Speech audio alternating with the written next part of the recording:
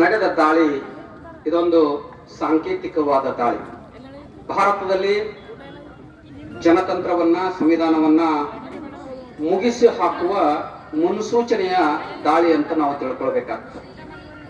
ಬಹುತೇಕ ಜನ ಹಿರಿಯರು ಮತ್ತು ಇಲ್ಲಿರುವ ಎಲ್ಲ ತರುಣರು, ಹೋರಾಟಗಾರರು ಬಾಬಾ ಸಾಹೇಬರ ಸಂವಿಧಾನ ತೆಗೆದು ಹಾಕಬೇಕಾದ್ರೆ ಬಹಳ ದೊಡ್ಡ ಶಕ್ತಿ ಬೇಕ್ರಿ ಅನ್ನೋ ಇನ್ನೂ ಭ್ರಮೆ ಒಳಗಿದ್ದಾರೆ. ಕಳೆದ 11 ವರ್ಷಗಳಲ್ಲಿ ಸಂವಿಧಾನಕ್ಕೆ ಹಲ್ಲು ಮತ್ತು ಉಗುರುಗಳನ್ನು ಕಿತ್ತಿ ನಿಷ್ಕ್ರಿಯಗೊಳಿಸಿದ್ದು ನಮ್ಮ ಅನುಭವಕ್ಕೆ ಇವತ್ತಿಗೂ ಬರ್ತಾ ಇಲ್ಲ. IAS IPS ಲೆವೆಲ್ ಅಲ್ಲಿ ಲ್ಯಾಟ್ರಲ್ ಎಂಟ್ರಿ ಸೆಲೆಕ್ಷನ್ಸ್ ಆರಂಭ ಆಗಿದೆ. ರಿಕ್ರೂಟ್ಮೆಂಟ್ ಪ್ರೊಸೀಜರ್ಸ್ ಗಳಲ್ಲಿ ಹೈ ಮೆರಿಟ್ ಇರತಕ್ಕಂಥ OBC ಮತ್ತು SC ST ಕ್ಯಾಂಡಿಡೇಟ್ ಗಳನ್ನ ಜನರಲ್ ಮೆರಿಟ್ಗೆ ಶಿಫ್ಟ್ ಮಾಡುವ ಮತ್ತು ಅದಕ್ಕಿಂತಲೂ ಕೆಳಗಿನ ಮೆರಿಟ್ ಇರೋರಿಗೆ ಆ ಕ್ಯಾಟಗರಿಯಲ್ಲಿ ಸೆಲೆಕ್ಷನ್ ಮಾಡುವ ಪದ್ಧತಿ ನಿಂತು ಹೋಗಿದೆ. ಇದನ್ನ ನಾವು ನೋಡ್ತಾನೆ ಇಲ್ಲ. ಇನ್ನು ರಿಸರ್ವೇಶನ್ಸ್ ಯಾರೂ ತೆಗಿಲಿಕ್ಕೆ ಸಾಧ್ಯ ಇಲ್ಲ ಅನ್ನೋ ಭ್ರಮೆಯಲ್ಲಿದ್ದೀವಿ. ಈಗ ಪಬ್ಲಿಕ್ ಸೆಕ್ಟರ್ ಮೊದಲುಗೊಂಡು ಎಲ್ಲವೂ ಕೂಡ ಪ್ರೈವೇಟೈಸ್ ಆಗಿದ್ದಾವೆ.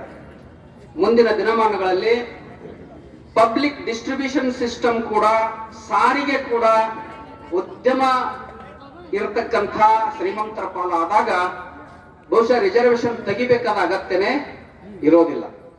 ನಾವೇನು ಮಾಡ್ಬೇಕು ಮುಂದೆ? ನಾವೆಲ್ಲ ಇಂಥ ಒಂದು ಪ್ರತಿಭಟನೆಯನ್ನು ಬಹಳ ಯಶಸ್ವಿಯಾಗಿ ಮಾಡಿ ಮತ್ತು ಇಂಥದೊಂದು ದಾಳಿ ಆಗೋವರೆಗೂ ಉಂಡು ಹೊಚ್ಚಿಕೊಂಡು ಮಲ್ಕೊಳ್ಳುವ ಪ್ರವೃತ್ತಿಯವರು ನಾವಾಗಿದೆ. ಬಹುಶಃ ಭಾರತದ ಮೇಲಿನ ಈ ದಾಳಿ 3-3.5 ವರ್ಷಗಳಿಂದ ನಿರಂತರವಾಗಿ ನಡೀತಿರುವಂಥದ್ದು. ಭಾರತಕ್ಕೆ 4,000 ವರ್ಷಗಳ ಹಿಂದೆ ದನ ಮೇಯಿಸಿಕೊಂಡು ಬಂದಂತಹ ಒಂದು ಮಧ್ಯಪ್ರಾಚ್ಯದ ಬುಡಕಟ್ಟು ಇವತ್ತು ಇಡೀ ಭಾರತವನ್ನ ತನ್ನ ಕಪಿಮುಷ್ಟಿಯಲ್ಲಿ ಇಟ್ಟುಕೊಂಡು ಕೂಡುತ್ತಿದೆ. ಅದರ ಮುಂದುವರೆದ ಭಾಗವೇ CJI ಅವರ ಮೇಲೆ ಆದಂತ ದಾಳಿ. ಕಳೆದ 15 ದಿವಸಗಳಲ್ಲಿ ಕರ್ನಾಟಕದಲ್ಲಿ ಅನೇಕ ಘಟನೆಗಳಾಗಿ ಹೋಗಿದ್ದಾವೆ.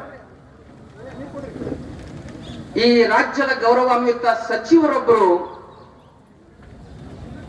ಒಂದು ಸಾಂಸ್ಕೃತಿಕತೆಯ ಹೆಸರಿನ ಮೇಲಿರುವ ಜಾತಿ ಸಂಘಟನೆ ಮತ್ತು ಅದರ ನಿಗೂಢವಾದ ಚಟುವಟಿಕೆಗಳ ಕುರಿತು ಎತ್ತಿದ ಪ್ರಶ್ನೆ ಭಾರತದಲ್ಲಿ ಬಹಳ ಸಂಚಲನವನ್ನೇ ಮೂಡಿಸಿದೆ. ಸಚಿವರನ್ನೂ ಬಿಡದೆ ಅವಾಚ್ಯವಾಗಿ ನಿಂದಿಸುವಂತ ಒಂದು ನೀಚ ಸಂಸ್ಕೃತಿ ಕರ್ನಾಟಕದಲ್ಲಿ ಇವತ್ತು ತಲೆ ಎತ್ತಿದೆ. ಇದರ ಜೊತೆಗೆ ಕಳೆದ 1 ತಿಂಗಳಿಂದ ಬಸವ ಸಾಂಸ್ಕೃತಿಕ ಯಾತ್ರೆ ಹಮ್ಮಿಕೊಂಡಂತ ಲಿಂಗಾಯತ ಮಠಾಧೀಶರ ಮೇಲೆ ಒಬ್ಬ ಲಫಂಗ, ಲುಚ್ಚ ಮತ್ತು ಗೂಂಡ ಸ್ವಾಮಿ ಯಾವ ರೀತಿಯ ನೀಚ ಸಂಸ್ಕೃತಿಯ ಕಮೆಂಟ್ಗಳು ಮಾಡಿದ್ದಾನೆ ಅನ್ನುವಂಥದ್ದು ಇವತ್ತು ಮಾನ್ಯ ಜಿಲ್ಲಾಧಿಕಾರಿಗಳು ಆತನಿಗೆ ಜಿಲ್ಲೆಗೆ ಬರೋದನ್ನ ನಿಷೇಧ ಮಾಡಿ ಒಂದು ಆಜ್ಞೆಯನ್ನು ಕೂಡ ಹೊರಡಿಸಿದ್ದಾರೆ. ಇವೆಲ್ಲವೂ ನಾವು ಬಹಳ ಗಂಭೀರವಾಗಿ ತಗೊಂಡು ಮುಂದಿನ ದಿನಮಾನಗಳಲ್ಲಿ ಈ ದೇಶವನ್ನ ಈ ಆರ್ಯ ಗಿಡುಗುಗಳಿಂದ, ಸನಾತನವಾದಿ ಗಿಡುಗಳಿಂದ ರಕ್ಷಿಸಬೇಕಾದರೆ ಎಲ್ಲ ಅಹಿಂದರು, ಶೂದ್ರರು ಒಂದು ವೇದಿಕೆಯಲ್ಲಿ ಬಹಳ ದೊಡ್ಡ ಪ್ರತಿಭಟನೆಯ ಚಳವಳಿಯ ಒಂದು ಸ್ವರೂಪವನ್ನು ನಾವು ಇವತ್ತು ಫಿಕ್ಸ್ ಮಾಡಬೇಕಾಗಿದೆ. ಕೇವಲ ಸಂದರ್ಭ ಬಂದಾಗ ಮಾತ್ರ ಒಂದಾಗದೆ ಈ ಚಳವಳಿಯನ್ನು ನಾವು ನಿರಂತರವಾಗಿಡ್ತಾ ಇದರ ಪ್ರತಿಫಲವನ್ನ ಯಾವಾಗ ನಾವು ಚುನಾವಣೆಯ ಫಲಿತಾಂಶದ ಮೂಲಕ ಕೊಡೋದಿಲ್ವೋ ಅಲ್ಲಿಯವರೆಗೆ ನಮಗೆ ಜಯ ಸಿಗೋದಿಲ್ಲ. ಇವತ್ತಿನ ಈ ಏನು ನಿಮ್ಮ ಟ್ರೆಂಡ್ ಇದೆ, ಈ ಏನು ನಿಮ್ಮ ಉತ್ಸಾಹ ಇದೆ, ಇದು ಚುನಾವಣೆವರೆಗೂ ಇರಬೇಕು. ಚುನಾವಣೆಯಲ್ಲಿ ಸಂವಿಧಾನ ವಿರೋಧಿಗಳನ್ನ ಮಕಾಡೆ ಮಲಗಿಸುವ ನಿರ್ಧಾರ ನೀವು ಯಾವತ್ತು ಮಾಡೋದಿಲ್ವೋ ಅಲ್ಲಿವರೆಗೆ ನಮಗೆ ಜಯ ಸಿಗೋದಿಲ್ಲ. ಬಹಳ ಸಂತೋಷ ಪಡ್ತೇವೆ ನಾವು. ನಮ್ಮವ್ರನ್ನ CM ಮಾಡಿದ್ರು, ನಮ್ಮವ್ರನ್ನ ಏನೋ ಒಂದು ವೈಸ್ ಚಾನ್ಸಲರ್ ಮಾಡಿದ್ರು.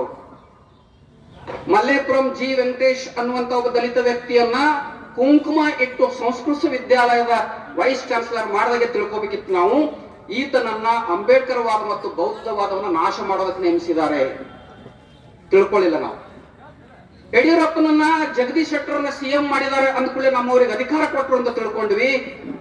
ಇಲ್ಲ, ಅದು ಬಸವ ಸಂಸ್ಕೃತಿಯನ್ನ, ಜಾತ್ಯತೀತತೆಯನ್ನ ನಾಶ ಮಾಡ್ಲಿಕ್ಕೆ ಅವ್ರನ್ನ ನೇಮಿಸಿದ್ರು ಅನ್ನೋದು ನಾವು ತಿಳ್ಕೊಳ್ಳಿಲ್ಲ. ಛಲವಾದಿ ನಾರಾಯಣ ಸ್ವಾಮಿನ, ರವಿಕುಮಾರ್ನ ಏನೇನೋ ಮಾಡಿದ್ರು ಅಂತ ತಿಳ್ಕೊಂಡಿವಿ ನಾವು. ಅವರನ್ನ ದಲಿತ ಚಳವಳಿ ಒಡೆಯಲು ಮತ್ತು ನಾಶ ಮಾಡಲು ನೇಮಿಸಿದ್ರು ಅನ್ನೋದು ನಮಗೆ ಅರ್ಥ ಆಗಲಿಲ್ಲ. ಇದು ಎಲ್ಲಿವರೆಗೂ ಅರ್ಥ ಆಗೋದಿಲ್ವೋ ಅಲ್ಲಿಯವರೆಗೆ ಮನುವಾದಿಗಳ ನಿರಂತರ ದಬ್ಬಾಳಿಕೆ ನಮ್ಮ ಮೇಲಿರ್ತದೆ.